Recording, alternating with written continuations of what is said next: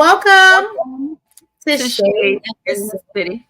I'm your girl Trice, It's Nels. and today we are here to do our recap of the love and the marriage that happens in the Huntsville.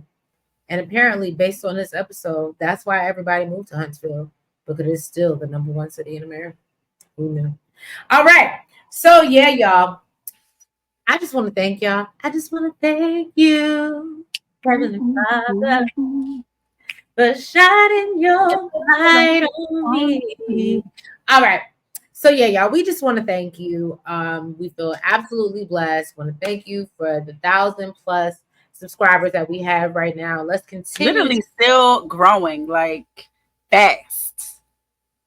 Y'all It's y'all like us. Y'all really like us. and we appreciate it.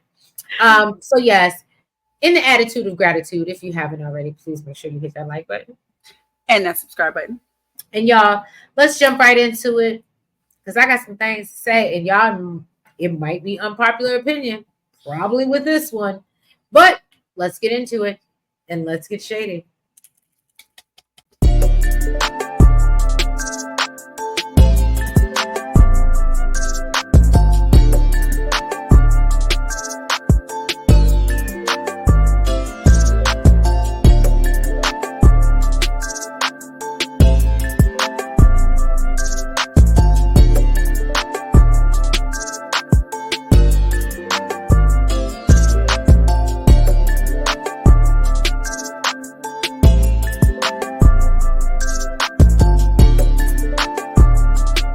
All right. So Nell goes by to see Chris at his office. She wants to talk to him about things that's, weighing on her. It's a lot. It's, heavy is the head that wears the crown, as they say. And so Chris lets her know that he's currently looking for homes for Sunni and Moses to view. And then Nell is kind of like, well, do you think that's in the best interest of you supposed to be cool with Destiny, and that's kind of a conflict of interest. Did you talk to him about that? Right. And Chris is about his business. He said, I'm staying on business. And he don't think he need to consult with Destiny about nothing. And I'm with Chris on that. Every dollar I'll make it holler. Okay. I don't owe you nothing. I don't. And I felt like that until he said she's like my little sister. So I'm not saying ask permission, but it's kind of weird that if this is like your little sister, normally you tell your little sister everything, and you didn't mention that. It sounds like an omission. I guess Nell's had the unpopular opinion on that one because I do not agree. Nell brings up the grown kids continuously needing financial assistance and how it's taken away from the things that they want to do. And so she says, it's taking a toll on her mental health. And they need to set up some boundaries. Now, Chris brings up how they come to Nell for the money, but says he doesn't want them stressing her out and they need to address it. So what I got from this point is that just based off my motherhood, I only got one, but I feel like what it sounds like to me, and maybe Nels, you can relate. It sounds like the kids come to her for everything. Mm-hmm. And Chris is working, providing, doing what he does, but he's a little out of touch when it comes to the kids, right? So I can understand. However, the one thing I wasn't really feeling about this, and I will get into it later, was you talk about how it's messing with your mental health, but you don't want to see a therapist. You think you're above seeing a therapist. So it was that for me. That's why I kind of just kind of canceled out for me. I was like, no, get your life together. So then Chris tells her in a confessional that if she doesn't want to hold, he doesn't want her to hold on to things and he wants her to open up to him. And Nell agrees she's going to start dumping all the stuff in his lap moving forward. And you don't need to dump it in Chris's lap. You need to go see a therapist. Nels? I agree. Or you could just say what it really is, and you don't want to get the kids no more money because they ain't paying it back, and you got plans that you want to take care of as you get up in your age. And that's fine, but there's emotions that come behind that. You're bottling anger, resentment, whatever you're bottling because you can't do what you want to do. These kids, we'll get into that, but that's why I said it when I saw her stance on actually going to therapy, I was very disappointed. Like that's why I was gonna. My notes do not say the same thing that I'm saying right now because again, I wrote them before I saw the end of the episode, so I changed my stance on it. Yeah. Chris, he headed over to show Sunni and Martell. I'm sorry, Sunni and Moses, Martell's property. There's really a lot of M names. I mean, like, and Moses, he ain't even from freaking Alabama. Right. Shoot. Now, he said that, he calls Destiny his little sister, but this is business. So he doesn't feel like he should have to talk to her about it first. Guess what? You my sister. And if I was doing business with somebody else that I knew that you potentially had an issue with, whether it's out of respect or just talking to you as my sister, you're going to know about it before I do it. So well, now that's a different type of sisterhood. You said what? That's different. Why? He said that's like his sister. Even if it's a situation where it's like, guess what? I potentially have a sale. Or guess what? I found somebody to look at Martell's house. It ain't even got to be all negative. Oh, I'm showing Sunni and Moses the house. All right, I'll give you that, but it just sounds like an omission to me. I mean, I tell you. I'm just saying, I tell you. So when he got to the house, Martell was there, also asked him, do Destiny know? Yeah, okay. And of course, Martell would have told Destiny. Yeah, Martell definitely would have told Destiny because that's like his sister. And of course, he's like, listen, I'm not saying you got to. I'm just curious. I want to know. And of course, he said no. He didn't tell her. So Martell, of course, wanted to get the tea. So he asked, if this is an investment property for them or if they're moving there. And Sunni told him that, they're trying to start a family there in Huntsville. Moses said, St. Louis is dangerous and he feels like there's more opportunities there in Huntsville. So this is a good place for him to start their family. So, they in the backyard, looking at the elementary school, looking at Nell's daycare center. Okay. And the kid conversation comes up. So she said, she just finished her second session of IVF this weekend. So right now they're just going through the process. Of course, the Galentine's conversation came up with Sunni and Destiny's conversation. Sunni said that she can respect Destiny's emotions, but disrespect is a whole nother thing because it's not like they were sneaking behind Destiny's back. Now Martell said, he ain't picking sides. He is very neutral unless Moses does something to Destiny. Then he gonna ride with Destiny all day long. Then he gets on Chris about him and his wife picking sides and picking Mel over him. Chris said that he's also neutral. Okay, and he's been saying that since day one. Sunni said that she's hoping one day, that her and Destiny can be neutral and cordial because she doesn't hate the girl. And, they did get along when she was a producer. Martell said that she, basically you can't help who you fall in love with. Look at me. I was a complete F up. Okay. I fell in love with somebody while I was all the way married, all the way had a family. Because you're still not with her. You said what? Did he fall in love because he's still not with her? Maybe he fell out now. People fall in and out of love, girl. People fall in and out of love. Okay. But he did wish them the best. Okay. He was like, well, you ain't married. You know what? You ain't a screw up like me. Okay. At least he Martell just keeps giving me another sad love song, wrecking my brain. Like crazy. And y'all young ones may not know that. Anyway, so Now we get into who the hell is it? It is Martell and Martell goes to Stormy. see. Oh, I said Sunny at the warehouse. Thank you for correcting that. My notes do say Sunny though. Well, He goes to see Stormy at the warehouse. She asks how he enjoyed the gala and gets on him about not coming through for her after she even had Tricia train him. And then we see she asked why things were so weird when they saw each other at her house. Martell finally admits that, Tricia came by the house a few times prior to her relationship with Ken. And here was my whole thing. This is when I said, oh, they called Stormy. They said, we need you to figure this out because Martell won't talk about it. So can you call him in again and y'all film another scene and you ask him and you dig deeper? It's producer Stormy.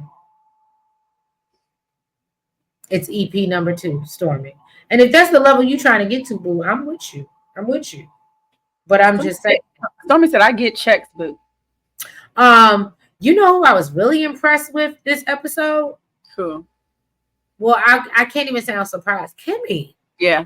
Yeah, I wasn't surprised, but I was too. I was really surprised with her. Kimmy always give that. I ain't gonna lie to you. So like, sometimes when you be talking mess about Kimmy, I'll be like, I mean, sometimes she no, because she plays a fine line, but she did it real good to like. I never. But you know what? And I understand why you say what you say, but maybe I'm being biased. I never feel like it's malicious when it's coming from Kimmy. Like if she is trying to, I never feel like she's nice. See, and that's why, because I can recognize that Kimmy is nice, nasty. Oh yeah, definitely. She's nice, nasty, but you can't say that's not malicious. It's nasty. It's nasty. That's just how she is. No, that's not. That's and see, I don't believe that. I think Kimmy is a really sweet, and we'll get there. But I would just say I was happy and really I was like, that's the Kimmy I need. I was like, y'all keep bringing this Kimmy back every season. This is what we need. Yeah, I wasn't even surprised. I feel like that's Kimmy always. No, but you want to be messy, but still be like. And I felt like it was genuine. It was real. We'll get there, y'all. I'm sorry. We're skipping ahead because this ain't it. All right. So basically, we get into the fact that I was about to say Tisha. Jesus Christ. Tricia been over Martell's house a couple times, but nothing happened. And Stormy questions why, she was at the crib, and Martell admits that, in the confession that he slid in her DM and told her to come by. And he was like, I was trying to see what was up. And to my thinking, I was thinking to myself, what type of bitch are you that you just went through in the house because he's that's Montera's brother. We know each other. So basically she asked if he told Ken, and he says no, but he says he told Ken that they communicated. And then Stormy goes into how, she told Mel about the Friends and Lovers Gala. And she declined when she heard Martell was coming. And then Stormy shares about her recent arrest and says that, she was attacked by a millimeter. And this is what I was telling you. This is what I was telling you the other day when we were doing Real Housewives of Dubai. You can tell when your production is starting to turn on you. Every other episode, we have heard about Mel and the millimeters and how she's supposed to be able to control them. I bet it's real. Look, I bet it's real hard to get the EP off her own show. Y'all want to Mariah Huck her so bad. Y'all want to Mariah Huck that bitch so bad, and you can't. And you won't. And I won't even say I'm necessarily millimeter, but you better stand your ground, Mel, because I see what's going on. I'm seeing it. Even production is going against your girl. So stand your ground, law, okay? So anyway, then basically she gets into this conversation about how her and Mel are cool. They've talked, but ever since Mel hit her, to Nels's point, with the I gotta change my number, and then you gotta DM me, and Stormy ain't really with. She said gaslighting her. And so that's just where they at. And then basically Martell says that the millimeters are unhinged, and he thinks that Mel created them so she can control them as well. And that pretty much was it for that scene, I feel like. And Stormy says she gonna get better after the situation with the millimeter coming after her. And you know. And she also did reveal that she went to jail for the same thing that he did. She got arrested for the same. Well, not. Well, she did. I said that. Oh. It's okay. Because I went into a male tangent after that, so I can understand. I heard that part. Okay, so Kimmy and Maurice met up with Moses and Sunny for dinner. Apparently, they were invited. The fact that Maurice had something to say about everything she had on, and it wasn't even like it was like a compliment. Oh, really? I thought he was. I thought this was a cute scene between them. We haven't seen cute scenes between them in a long time. Those earrings look real heavy. What's going on with this green? What's up with this green dress? That ain't no damn, like, tell me I look nice. The green looks nice on your skin. Right. Beautiful. I really like those earrings on you. I was look, green is giving me lucky, baby. Can I get lucky tonight? Exactly. Like, not what's going on with this green. Boris, if you need help with your pickup lines, please, you can. I was like, I'd have been like, I'd have put him on. So you don't think I look nice? Is the hell? Kimmy said she doesn't really know how she feels about meeting up with them because, basically Destiny, that's her friend. That's her little friend girl. Okay. And apparently she wants to get their last office that they have available at university. And she feels like, it's ironic that she's there breaking bread with Sunny. So, she feels kind of bad. Now, immediately when Sunny and Moses get there, they start talking about their move to Huntsville. Kimmy feels like that would be rubbing salt in the wounds. And Moses said, "Oh, we both grown." What? You know what I love when Kimmy said, Huntsville's at the top of your list? I said, you better. That's why I said Kimmy was in rare form. This scene. I said, that is the Kimmy that we need. Out of all the places you can go, Huntsville was at the top of your list? What you always said, Trees? She's nice, nasty. No, it's the number one city. It's the number one city in America. No, but that's when I love when Maurice chimed in. Well, Kimmy moved here and she raised Jalen here. And I was like, if they not selling the hell out of Huntsville right now. So basically, Moses said that, she shouldn't feel no type of way because they're all grown. And Sunny said, she's trying to be cordial. Of course you are, because you're the problem. Moses said the house that Martell built, they're thinking about making it an investment property.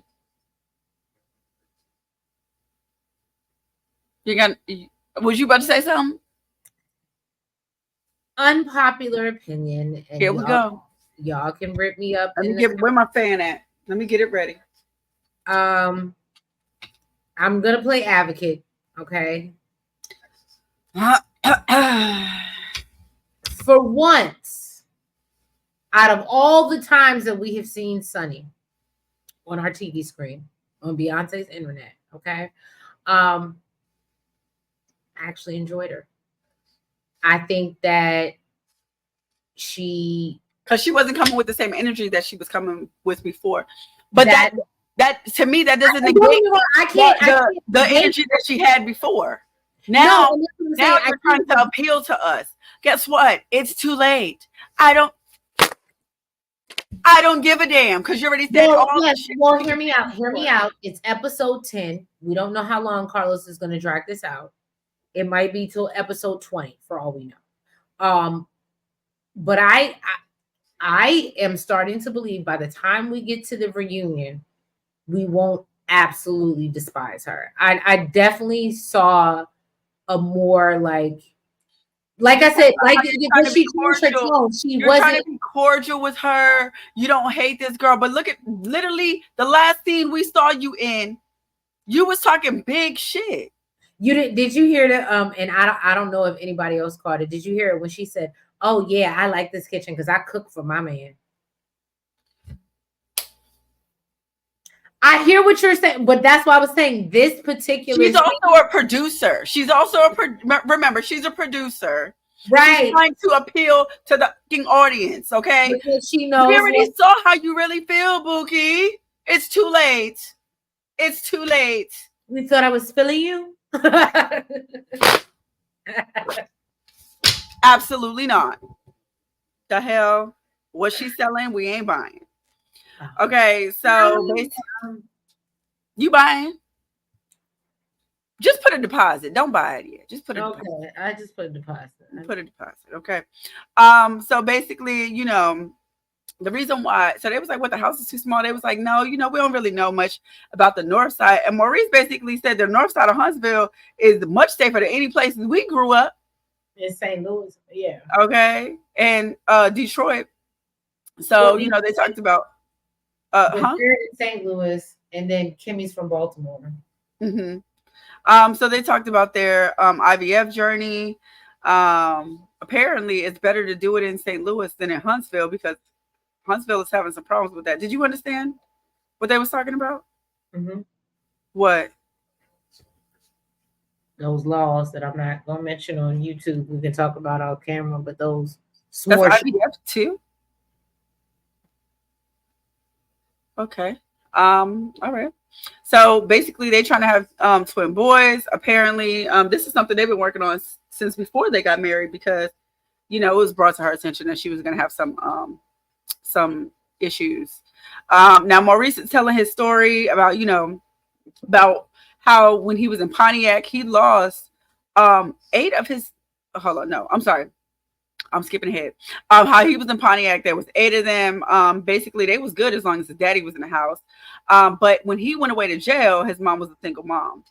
And he said it went from sugar to shit, basically.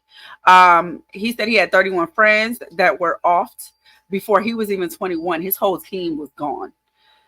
When he finally left, it was when he went to college and went away to A&M. And then everybody basically just followed him down there. They moved. Now, Moses said that his grandparents raised him. He grew up in a house with 8 of his cousins on the north side of St. Louis. When he was 17, he went to prison. He came out when he was 19 and then went back.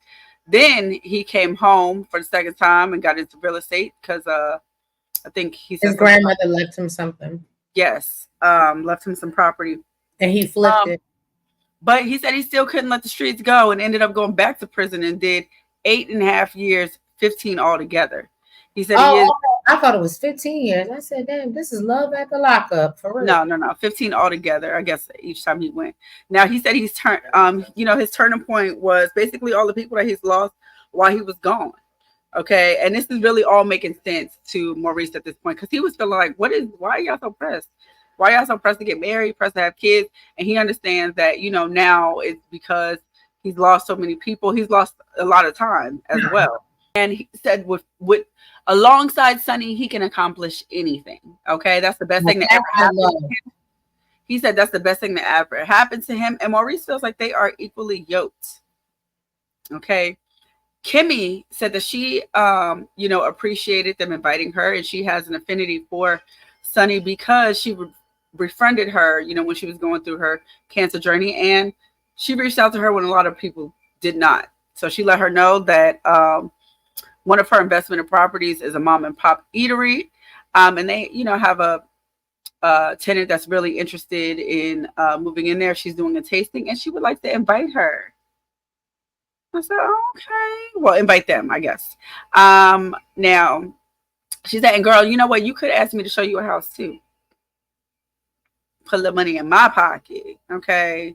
Now, she wants to know how Martell basically acted, how he was doing, being that he besties with Destiny, and they basically say he was super chill. But Moses already know that Martell is about the money. He want the money, so he gonna do whatever the hell he got to do. Okay, now Sunni basically let her know that she is a free agent. Okay, so if Kimmy wants to show her some houses, she's very much open to it. Kimmy said, let's get in that pocket, girl. Let's get in that pocket. I love it. Like I said, I really enjoyed Kimmy this scene. I know y'all not gonna like to hear this. I really enjoyed Sunni this scene. And again, it may be the producer and production in her. We saw another side of her. She didn't take any digs. The fake side. Anyway, so let's get into the thick of it, right? So how that girl really feels. We see Chris and Nell, they bringing all the family together to discuss the finances, right? Nell has decided to make dinner as her husband has summoned. And now Chris Jr. reveals that he has a job and is a supervisor at his job. Period. You better go, Chris. Then Nell brings up setting some boundaries. She explains that they need to stop calling her unless it's an emergency, and tells them that they're, The little boy that cried wolf either. right. And tells them that they're setting them back. Chris says they need to pay their own shit, basically. That's what needs to happen. So they both agree that the money lending must stop. And then she says that she's only willing to put her grandchildren in front of her. Then her niece Kiki gets upset and feels left out because she doesn't have a mother or a father, and looks at Chris and Nell as, and she also has a child, and Nell didn't think about including her child into that equation. So that hurt her. We just had this conversation on Family Empire. Sometimes you don't even realize you be excluding people, but they hear something different. That's what made me realize that. I feel excluded now. I feel excluded. My feelings is hurt. You stupid. I see you as a mama and a daddy. You stupid. And so basically Nell and Chris, so Chris suggests that they all go to group therapy as a family. And then we learn that Dr. Francis is coming back to gather these mothers, okay? Dr. Francis coming back to gather the Fletchers, okay? And Nell really, this is again what I talked about earlier in the episode. Nell tells them once Chris gets them to agree that they're on board. And I love that Chris found a positive solution and all the kids were on board. And even the kids suggest, like, Mom, I think maybe you need therapy by yourself. And then we see Nell be so just negative in the thoughts of therapy and talking to anybody. Oh, y'all going, tell me how that goes. Tell me how it went. Y'all gonna go. Right. And yeah, she's not interested. And she just said the only thing I need is to get out of debt. And I'm gonna be honest, that was a very poor choice of words. I guess maybe for the newer generation, because that's how they were taught, it's not a big thing to say, hey, let's go to therapy. But just getting your kids to be able to open up to you and y'all talk about real, like, beyond the surface stuff, I think that's such a beautiful thing that I'm just really disappointed with her that she wouldn't take that opportunity. Yeah. It gives me, it's all about me, and that's all I care about. I don't need to do any work. It's y'all that need to do the work. That's what it gives me. Y'all can disagree with me in the comments, but that's what it gives me. Yeah. But yeah, y'all. So y'all drop down in the comments. Let us know what y'all thought about this episode of Love and Marriage Huntsville. If you haven't already, please make sure you hit that like button. Make sure you comment. Make sure that you subscribe. And hit the notification bell. And make sure that you're following us on all the platforms, the TikTok, the Twitter, the Facebook, and the IG. Y'all see a Cashapp down there. If you want to, feel free. Y'all see my cameras glitching every now and then. You want to donate and get it better? Donate to the channel. I ain't mad at it. But yes, and also catch us tomorrow for our live Sip and Shade chat where we go through the hot topics because we got things to talk about, because I just saw the subject that I want to talk about. But yeah, so we'll get into it. But we hope to see y'all tomorrow on the live, 9:30, 10 p.m. Give us some grace. We don't know what time yet. But we'll catch y'all tomorrow. Y'all have a great night and an even better week, y'all. Have a good night. Good night.